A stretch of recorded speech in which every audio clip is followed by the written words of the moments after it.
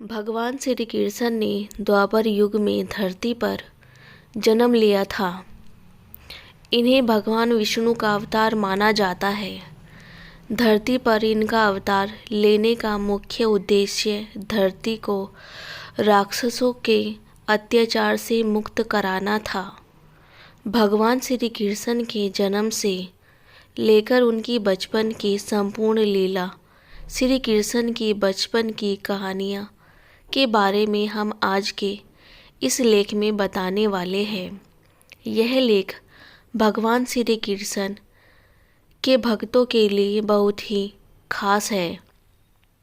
Number 1, धरती पर भगवान श्री कृष्ण का अवतार। उस समय धरती उसके दुष्कर्मों से परेशान होकर सहायता मांगने के लिए सुमेरु पर्वत पर भगवान ब्रह्मा के पास जाती है। भगवान ब्रह्मा पृथ्वी माँ की प्रार्थना सुनते हैं और भगवान विष्णु से उनकी मदद करने के लिए फरियाद करते हैं। भगवान विष्णु उनके सामने प्रकट होकर बोलते हैं कि हे पृथ्वी, अब तुम्हें नहीं डरना है, क्योंकि धरती पर बहुत जल्दी केशवों की 2 लटे कृष्ण और उनके बड़े भाई बलराम के रूप में जन्म लेने वाले हैं, जो इन दुष्ट राजाओं का नाश करके पृथ्वी को इन पापियों से मुक्त कराएगी। नंबर 2, कंस मथुरा नगरी का एक दुष्ट राजा था। वह बहुत ही निर्दय था और वहाँ के लोगों पर बहुत ही ज़्यादा अत्याचार करता था। लेकिन उसे अपनी बहन देवकी से बहुत ज़्यादा स्नेह था। लेकिन वह अपनी बहन की शादी बहुत ही धूमधाम से सूरसेन के पुत्र वासुदेव से कराता है। यहाँ तक कि वह विदाई के दौरान वह अपनी बहन देवकी और वासुदेव के रथ को खुद ही हाँकने लगता है। इसी बीच एक आकाशवाणी सुनाई देती है कि हे मूर्ख कंस, तू जिसके रथ को हाँक रहा है, इसका 8वां संतान ही तेरे वध का कारण होगा।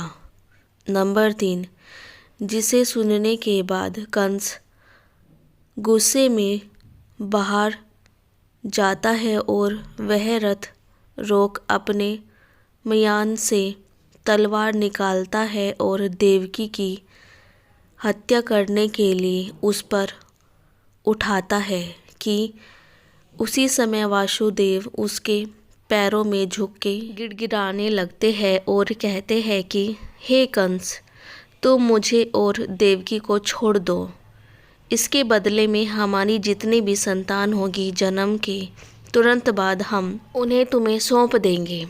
इसके बाद वह देवकी और वासुदेव की जान को बख्श देते हैं, लेकिन उन्हें अपनी कारागार में डाल देता है।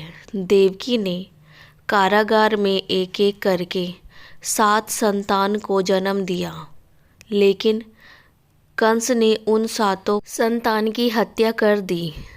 नंबर 4, जिस रात देवकी 8वीं संतान को जन्म देने वाली थी, उसी समय वासुदेव और देवकी के सपने में स्वयं भगवान विष्णु प्रकट होते हैं और उन्हें कहते हैं कि वृंदावन में तुम्हारे मित्र नंद की पत्नी यशोदा के गर्भ में एक कन्या जन्म लेने वाली है, जो कि एक माया है। तुम्हें अपने इस 8वें संतान की जान बचाने के लिए इसे उनके यहाँ सौंपना पड़ेगा और उस कन्या को यहाँ पर लाना होगा। यहाँ का वातावरण अनुकूल नहीं है, फिर भी तुम्हें चिंता नहीं करना है। सभी पहरेदार सो जाएंगे, तब कारागार के फाटक अपने आप खुल जाएंगे। तुम्हें यमुना को पार करके वृंदावन जाना है। भगवान श्री कृष्ण का वृंदावन आगमन जब देर रात को गई और सभी पहरेदार सो गए, तब वासुदेव शिशु रूप श्री कृष्ण भगवान को एक टोकरी में रखकर कारागार से निकल पड़े। वह दिन बहुत ही अलौकिक था, क्योंकि उस दिन तूफान के साथ भयंकर वर्षा हो रही थी।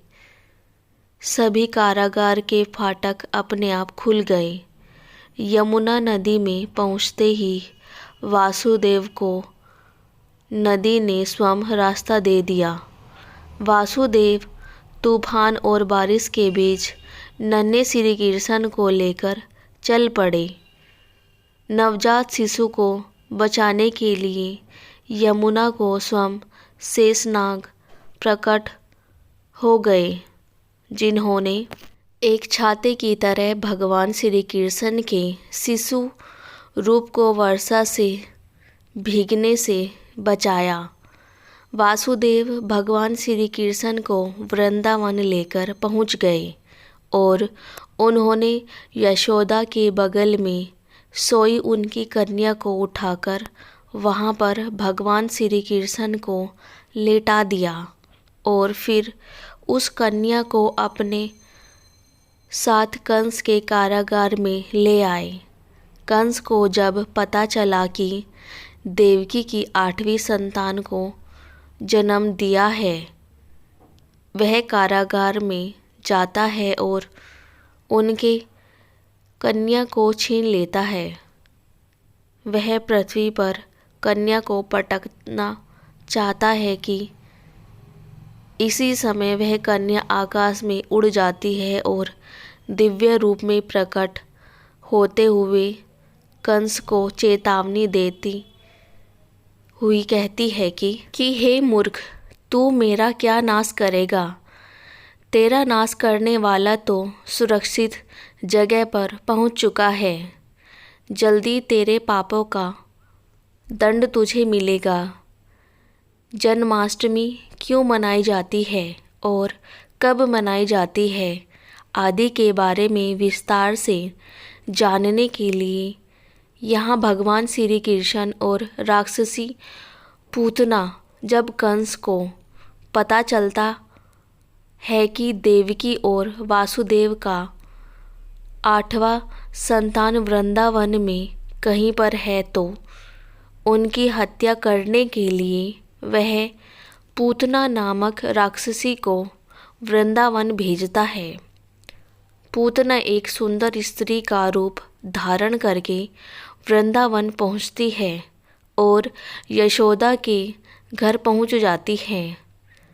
वह यशोदा को अपनी संतान को अपनी गोद में लेकर खिलाने के लिए आग्रह करती है। पूतना भगवान श्री कृष्ण के बाल स्वरूप को अपनी गोद में लेकर थोड़ी दूर निकल आती है और वह श्री कृष्ण को स्तनपान कराती है ताकि उसके जहर से नन्हे श्री कृष्ण की मृत्यु हो जाए। लेकिन नन्हे श्री कृष्ण अपनी लीला दिखाते हैं, जिससे राक्षसी पूतना के स्तन में इतना दर्द होता है कि वह दर्द से बचाओ बचाओ चीखने लगती है। तब सभी गांव वाले वहां पहुंच जाते हैं तो पता चलता है कि वह स्त्री एक राक्षसी है। ताकि नन्हे श्री कृष्ण के इस लीला को कोई समझ नहीं पाया, नन्हे नटखट कान्हा वृंदावन में नन्हे बालकृष्ण कन्हैया या कान्हा के नाम से प्यार से पुकारे जाते थे। वह बचपन से ही बहुत ही नटखट थे। उन्हें माखन खाना बहुत पसंद था और सबके घरों में माखन चुराकर खा जाते थे, इसलिए उन्हें माखन चोर भी कहा जाता था। श्री कृष्ण उनके साख के डर से वृंदावन की सभी औरतें माखन को छुपा के रखती थी, लेकिन वह कहीं भी माखन को छुपा के रख दे, भगवान श्री कृष्ण माखन की हांडी को ढूंढ ही लेते थे। नटखट कान्हा की शिकायतें लेकर हमेशा वृंदावन की गोपियाँ या अन्य औरतें माँ यशोदा के पास आ जाती थी। एक दिन एक गोपी माँ यशोदा के पास आकर नटखट कन्हैया की शिकायत लेकर आती है और कहती है कि आपका कान्हा बहुत ही नटखट है। माँ यशोदा पूछती है कि मेरे लाल ने क्या किया।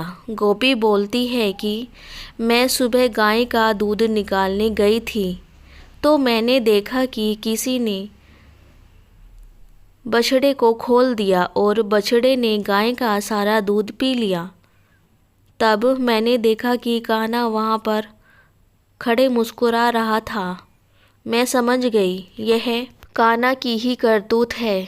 इसीलिए एक बार वृंदावन की एक महिला माँ यशोदा के पास भगवान श्री कृष्ण की माखन चुराने की शिकायत लेकर आती है। वह कहती है कि मैं आपके माखन चोर कान्हा से परेशान हो गई हूँ। मैंने मटके को एक छीक पर लटका दिया था, लेकिन तुम्हारा नटखट कान्हा अपने दोस्तों के साथ मेरे घर पर आया और मटकी को फोड़ सारा माखन चुरा लिया। इस तरह नन्हे कृष्ण का जीवन वृंदावन में शरारत और नटखटपन के साथ बीत रहा था। वह गायों को चराते, अपने दोस्तों के साथ खेलते और इस बीच कई सारी लीलाएं भी करते थे। भगवान श्री कृष्ण ने द्वापर युग में धरती पर जन्म लिया था। इन्हें भगवान विष्णु का अवतार माना जाता है। धरती पर इनका श्री कृष्ण के द्वारा काल्य दमन लीला। श्री कृष्ण ने बचपन में नई लीलाएं दिखाई और उन्हीं लीलाओं में से एक है काल्य नाग का दमन। भगवान श्री कृष्ण ने काल्य नाग को अपनी लीला से उसके घमंड को चूर चूर कर दिया। यह उस समय की बात है जब भगवान श्री कृष्ण अपने सखाओं के साथ गोकुल में खेल रहे थे और पास में ही यमुना नदी बहती थी। उस समय यमुना नदी में काल्य नामक जहरीला नाग ने अपना घर बना लिया था, जिसने अपने विष के जहर से यमुना नदी के पूरे पानी को काला कर दिया था। उस पानी को पीकर गांव के कई पशु पंछी मरने लगे थे। एक बार बालकृष्ण अपने दोस्तों के साथ वहीं खेल रहे थे कि खेलने के दौरान अचानक से उनकी गेंद यमुना नदी में गिर गई। गेंद को वापस लाने के लिए भगवान श्री कृष्ण यमुना नदी में कूद पड़े। हालांकि उनकी सखाओं ने उन्हें बहुत रोका। भगवान श्री कृष्ण ने किसी की बात नहीं मानी और नदी में छलांग लगा दिया। सभी सखा डर के मारे माँ यशोदा के पास पहुँचे और इस घटना की सूचना दी। गांव के सभी लोग और माँ यशोदा दौड़ते हुए यमुना नदी के पास आते हैं और वहाँ पर फूट फूट कर रोने लगती है। भगवान श्री कृष्ण जब यमुना नदी के अंदर आए तो उस समय कालिया नाग सो रहा था। श्री कृष्ण को देखकर उसकी पत्नी ने उन्हें जाने की चेतावनी दी, लेकिन भगवान श्री कृष्ण नहीं गए। तब इस बीच कालिया नाग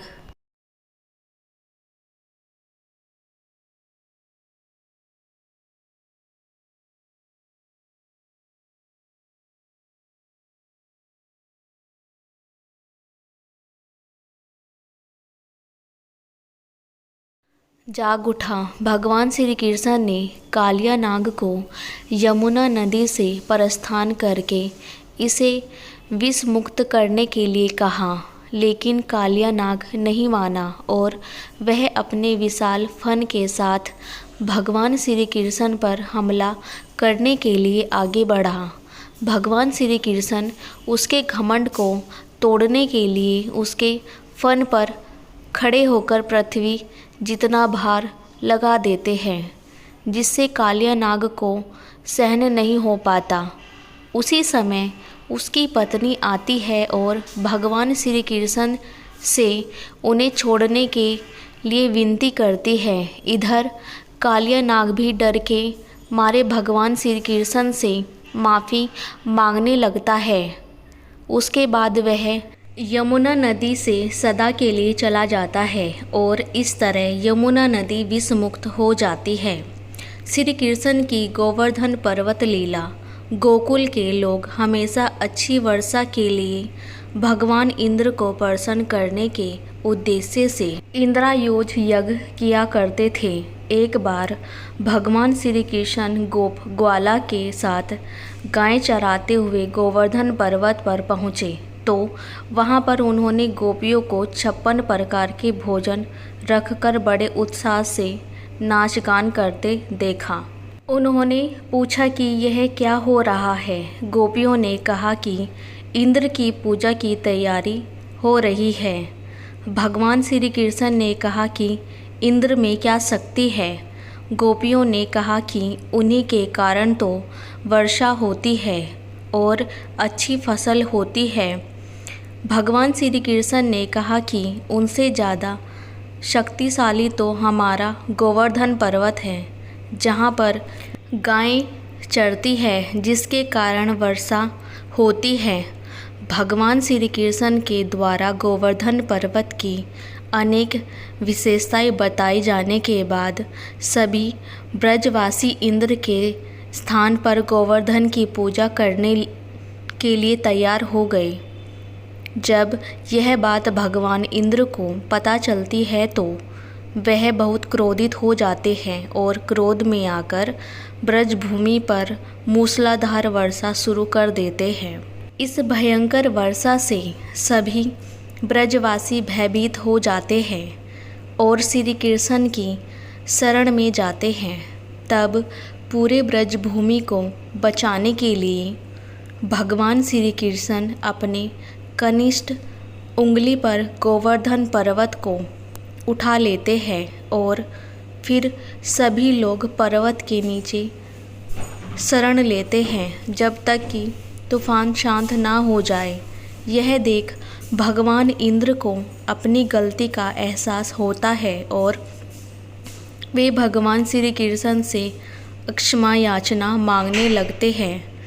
इस तरीके से ब्रज भूमि पर श्री कृष्ण की यह लीला देख सभी ब्रजवासियों को भगवान श्री कृष्ण के दिव्य स्वरूप का ज्ञान हो जाता है।